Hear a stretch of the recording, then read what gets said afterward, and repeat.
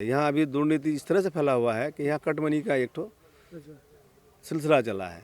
आज पुलिस की अत्याचार हो रही है। बीएलआर ऑफिस में लोग जा रहे हैं काम करने के लिए, वहाँ इस तरह के पैसे मांगते हैं कि यहाँ के गरीब किसान मजदूर लोग हिमसम खा जाते हैं, पैसे नहीं दे पाते हैं। कटमनी ये रिश्वत है। आज के तारीख में वो बोल रहे हैं हम गरीबों की सरकार है, लेकिन मैं जो देख रहा हूँ कि एक बच्चे की नौकरी के लिए 15 से 20 लाख रुपया खर्चा करना पड़ता है। अब एक रोड देवीगंज से आपका किशनगंज गया है, आप शायद अभी उसी रास्ते से हो गया है। रास्ते की हालत लगभग 2 साल से ख़राब है। एक रास्ता यहाँ कोई आदमी टेंडर नहीं लेना चाहता है, कोई बड़ा कॉन्ट्रैक्टर, सिर्फ इसी की वजह से कि उन लोग के से पहले हिसाब किया जाता है, पहले बैठ के उनके साथ कटमनी का बात किया जाता है। कांग्रेस के लोग जीत के टीएमसी में चले आते, तो आप जब कांग्रेस के सिंबल पे वोट मांगने जाएंगे तो कैसे लोगों को भरोसा दिलाएंगे कि आप टीएमसी में नहीं चले आएंगे? इसमें हमारे यहाँ के वाम कांग्रेस जोड़ के नेता लोग अपने अपने हाई लेवल सेंट्रल लेवल के नेता को चिट्ठी लिखे हैं। हमारे अब्दुल मन्नान साहब सोनिया गांधी के पास परमिशन मांगे हैं कि यहाँ अब्बास सिद्दीकी के भी हम लोग जोड़ में, हम लोग महाजोट में ले लिया जाए, और वो वामफ्रंट के लोग भी उसमें कोई आपत्ति नहीं की। पश्चिम बंगाल विधानसभा चुनाव 2021 को लेकर अलग अलग विधानसभा से जो अलग अलग पार्टी के दावेदार हैं या जिन लोगों का नाम इलाके में चल रहा है कि वो चुनाव लड़ सकते हैं, उनसे हम आपका परिचय करा रहे हैं। उसी सिलसिले को आगे ले जाते हुए आज ग्वालपोखर विधानसभा में हम हैं। यहाँ कांग्रेस लेफ्ट गठबंधन जो है उसके उम्मीदवार, कांग्रेस के उम्मीदवार होंगे नसीम साहब, वो हमारे साथ है। नसीम साहब, सबसे पहले आप अपना परिचय दे दीजिए और अपना बैकग्राउंड के बारे में बता दीजिए, पारिवारिक बैकग्राउंड और राजनीतिक बैकग्राउंड। सबसे पहले तो मैं आपको और आपके मैं मीडिया को मुबारकबाद पेश करता हूँ कि आपने हमारे इस इलाके को कवरेज कर रहे हैं। मेरा परिचय है, मैं मसूद मोहम्मद नसीम हसन, मैं ग्वालपोखर हाई स्कूल के टीचर इंचार्ज हूँ। मैं सियासत में आज नहीं, मतलब करीब आज से 30 साल से जुड़ा हुआ हूँ। मैं निजाम साहब के अंडर में काम किया हूँ। निजाम साहब मेरे गुरुजन थे। मेरा घर फरावारी है, जैनगांव अंचल है। उस जैनगांव अंचल में मेरे वालिद साहब 19 साल प्रधान रहे। मैं 3 पीरियड प्रधान मेंबर रहा। मेरे जीजाजी रहे, मेरे भाभी रही, आज के तारीख में मेरे भैया प्रधान है। तो बात है कि हम लोग दल की बात है, दल जब जिधर जाता था दल जाते थे। हम लोग जैसे बाय बर्थ कांग्रेस, 34 साल सीपीएम हुआ या हम लोग सीपीएम नहीं किए। 35 साल कांग्रेस हुकूमत का वालिद साहब कांग्रेस में रहे। 2014 में हम लोग भी इलाके के हालात को सुधारने के लिए हम लोग भी सोचे थे कि चलिए भाई, जब हर बार पश्चिम बंगाल में जो हुकूमत होती है उसके खिलाफ यहाँ हुकूमत बनता था, इससे हमारे ग्वालपोखर की तरक्की में थोड़ा सा रुकावट पैदा होती थी और ग्वालपोखर में काफ़ी पसमानदा और पिछड़ापन रहा। उसी को दूर करने के लिए 2014 में हम सारे लोगों ने मनसबा किया कि चलो भाई, एक मरतबा नीचे से ऊपर तक एक ही सरकार में रहा जाए। तो हम लोगों ने किया। 2016 में हम लोग यहाँ एमएलए भी जिताए और मंत्री भी बने, लेकिन उनसे जो हम लोग वाबस्ता रखे थे, जो हम लोग इलाके की जो तरक्की रुकी हुई थी, उनको तरक्की करने के लिए हम लोग जब उनसे सवाल उठाए तो उन्होंने सारी बातों से मुकर गए। जबकि 2011-2016 में हम लोगों ने यहाँ वादा किया था आवाम से कि हम लोग यहाँ कॉलेज करेंगे, हम लोग यहाँ मंडी करेंगे, यहाँ के जो हेल्थ परिसेवा है ये बहुत ही ख़राब है, उसको ठीक करेंगे, और यहाँ हमारे किसी भी स्कूल में साइंस शोभा नहीं है, उसके लिए हम लोग कुछ सोचेंगे। लेकिन ये सारी काम है थप का थप पड़ा रह गया, विकास यहाँ कुछ नहीं हुआ नहीं। इसलिए मैं 1.5 से 2 साल उन लोगों के साथ रहा। उसके बाद मैं रायगंज सेंट्रल कोऑपरेटिव का चेयरमैन था, मैं वो भी छोड़ा। आज के तारीख में मेरी अहलिया पीडब्ल्यूडी की कर्माध्यक्ष है पंचायत समिति में। हम वहाँ भी नहीं जाते हैं, वहाँ भी हम उसका ऐसे हम लोग को रिजाइन करना चाहिए, वक्त आएगा हम लोग कर देंगे। वो मतलब टीएमसी से हैं? वहाँ उसमें भी हम लोग मीटिंग में नहीं जा रहे हैं। आप देखा, जब वक्त आएगा उसको भी हम लोग, उस पद को भी हम लोग छोड़ेंगे। जब उस पार्टी में तो उस पद को भी नहीं रखेंगे हम लोग।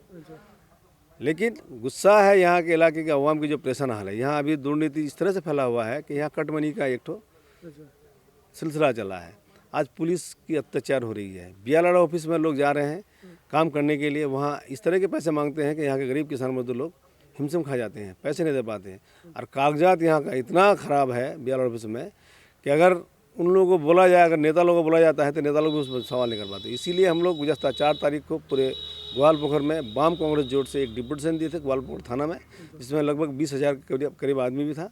और वहाँ के सारे ऑफिसरों को हम लोगों ने चेतावनी दी है कि हम लोग इसके बाद अगर आप लोग ने ये दुर्नीति कम नहीं किया या बंद नहीं किया तो हम लोग बृहत्तम आंदोलन करेंगे। ऐसा आंदोलन का जिसका अंजाम बहुत ही बुरा होगा। ये कटमनी आप कह रहे हैं, कटमनी क्या रिश्वत लिया? कटमनी ये रिश्वत है। आज के तारीख में वो बोल रहे हैं हम गरीबों की सरकार है, लेकिन मैं जो सुना, मैं जो देख रहा हूँ कि एक बच्चे की नौकरी के लिए 15 से 20 लाख रुपया खर्चा करना पड़ता है। ये शायद आप लोग भी जब सुने हैं, जाने हैं कि यहाँ 20 लाख क्या रिश्वत के रिश्वत के तौर पर 15-20 लाख रुपया क्यों लेगा सर्विस में? एक लड़का मेरिटरियस अगर पास किया है, यहाँ डिग्री का कोई दाम नहीं है। आज के तारीख में हम पश्चिम बंगाल में देख रहे हैं कि एक लड़का टॉप टू बॉटम अगर वो टॉपर है, लेकिन उसका डिग्री का कोई दाम नहीं है। जब तक उसके पास 10-15 लाख रुपया नहीं होगा, उसका नौकरी नहीं होगा। यहाँ रास्ता रोड में जो काम होता है, अब एक रोड देवीगंज से आपका किशनगंज गया है, आप शायद अभी उसी रास्ते से होके आए।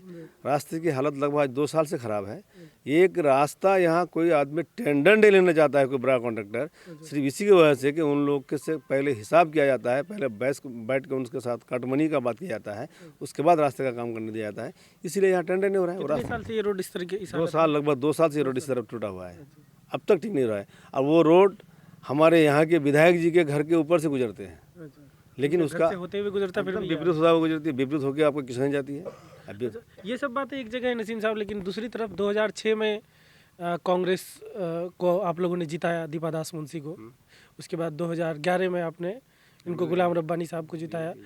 इस्लामपुर में आप लोग कन्हैया लाल अग्रवाल कांग्रेस के जीते, लेकिन कांग्रेस के लोग जीत के टीएमसी में चले आते। तो आप जब कांग्रेस के सिंबल पे वोट मांगने जाएंगे तो कैसे लोगों को भरोसा दिलाएंगे कि आप टीएमसी में नहीं चले आएंगे? देखिए, हालात उस वक्त का हालात कुछ और था, आज की हालत। उस दिन एंटी इनकम्बेंसी यहाँ कुछ नहीं था। 2006 से 2011 तक जो गवर्नमेंट चली है, उस वक्त का एंटी इनकम्बेंसी हमारे ग्वालियर में, अभी का एंटी इनकम्बेंसी में बहुत फ़र्क है।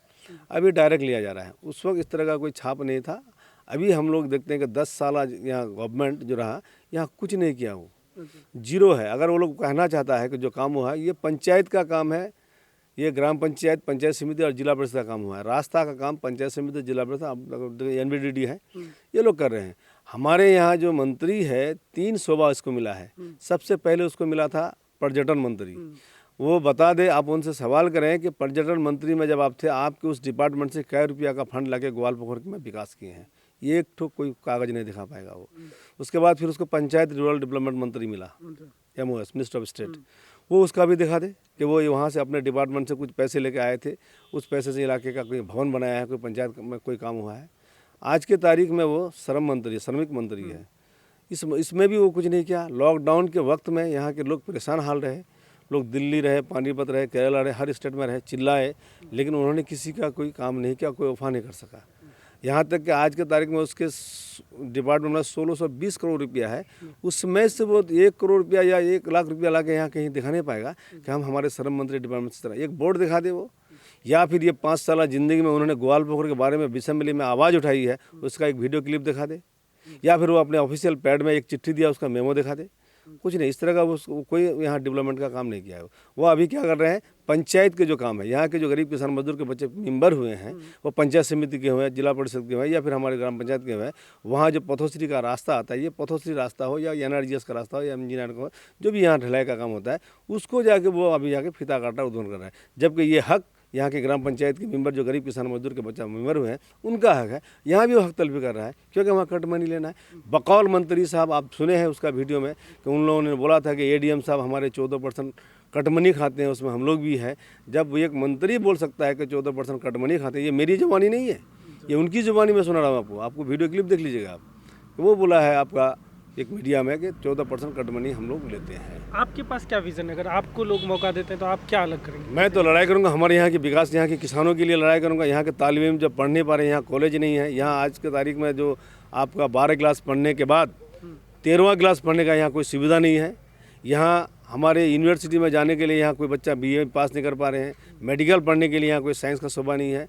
यहाँ किसान मंडी नहीं है। यहाँ जो यहाँ के किसान मजदूरों के लिए कोई सिंचाई का व्यवस्था नहीं है। ये सारी चीज़ों के लिए मैं लड़ाई करूँगा। यहाँ आज के तारीख में कोई लघु उद्योग नहीं है। यहाँ से 50,000 लोग मजदूर पलायन करके बाहर में जाते हैं, उन लोगों के लिए ज़रूरत पड़ेगा। यहाँ हम लोग, अगर हमारी सरकार आई, अगर हम लोग आए, तो हम लोग चाहेंगे कि यहाँ कम से कम 10 से 20,000 लोगों की खपत किया जाए। ये हमारा प्लान है। एक आखिरी सवाल, आपके गठबंधन का भी क्या स्ट्रक्चर है? बीच में खबरें चलती हैं कि अब्बास सिद्दीकी जो पीरज़ादा हैं, उनकी जो पार्टी बनी है वो भी गठबंधन में शामिल हो सकते हैं। तो क्या स्ट्रक्चर है? लेफ्ट और कांग्रेस ही है या और लोग भी? अभी हम लेफ्ट और कांग्रेस का ये गठबंधन कंप्लीट है। आज के तारीख में यहाँ 193 सीट का गठबंधन से लेफ्ट के साथ हो गया है, जिसमें 92 सीट हम लोग का कांग्रेस लड़ेंगे, 101 सीट आपका वाम फ्रंट लड़ेंगे। 101 सीट बाकी है। इसमें हमारे यहाँ के वाम कांग्रेस जोड़ के नेता लोग अपने अपने हाई लेवल सेंट्रल लेवल के नेता को चिट्ठी लिखे हैं। हमारे अब्दुल मन्नान साहब सोनिया गांधी के पास परमिशन मांगे हैं कि यहाँ अब्बास सिद्दीकी के भी हम लोग के जोड़ में, हम लोग महाजोट में ले लिया जाए, और वो वाम फ्रंट के लोग भी उसमें कोई आपत्ति नहीं किए हैं। तो मतलब वो भी आ सकते वो हैं भी आ सकते हैं। अगर वो आ जाते हैं तो आपका ग्वालपोखर, जैसे इस मुस्लिम पॉपुलेशन काफ़ी है, तो अगर इस तरह की अगर ग्वालपोखर सीट वो ले लेते हैं, फिर आप क्या करेंगे?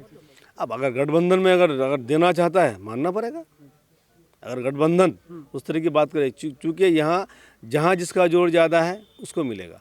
ये ग्वालपोखर मिट्टी कांग्रेस की मिट्टी है, हर दिन कांग्रेस रहा। अभी भी लोग अगर वोट दिए थे किसी दूसरे, लेकिन माइंड कांग्रेस का है, दिल कांग्रेस का है। यहाँ कांग्रेस की जोर हर वक्त है, जबकि इंदिरा गांधी वहाँ हार गई थी, यहाँ ग्वालपोखर नहीं हारे थे हम लोग।